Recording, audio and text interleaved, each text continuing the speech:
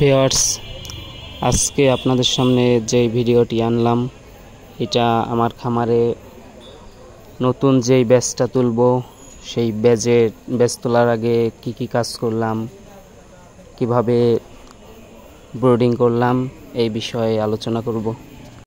আপনাদের সকলেরই জানা খুব জরুরি যে ব্রিডিং ব্যবস্থাপনা যদি ভালো না হয় তাহলে আপনারা ওই ব্যাচে ভালো রেজাল্ট পাবেন না।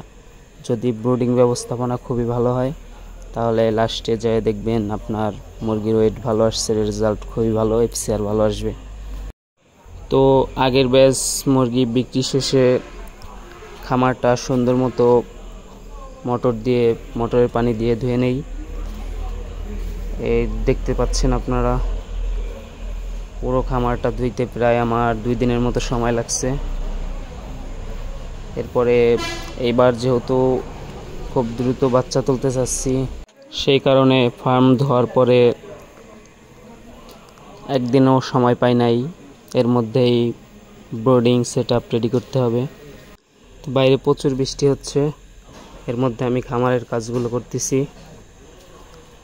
তো মোটামুটি 2 দিনের মধ্যে খামার ধোয়া সম্পূর্ণ কমপ্লিট হয়ে গেছে। এরপরে ব্রিডিংয়ের কাজগুলো শুরু করি। ফার্ম ধোয়া কমপ্লিট হওয়ার পরে প্রথমেই পুরো ফার্মটা জীবাণুমুক্ত করি, জীবাণুনাশক দিয়ে স্প্রে করি।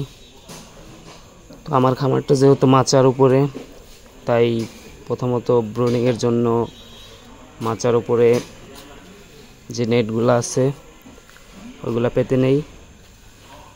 তারপরে ব্রিডিংয়ের যে সেটআপটা আছে চিক গার্ডগুলা এগুলা দিয়ে সুন্দর মতো গোল করে নেই।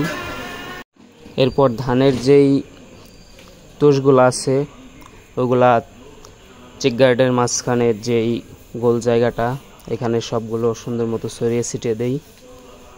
তো এটার মাপটা আপনারা সব সময় চেষ্টা করবেন যাতে 1 স্কোয়ার ফিটের মধ্যে 5টার মতো বাচ্চা ধরে, এই হিসাবে আপনারা সেটআপ করবেন।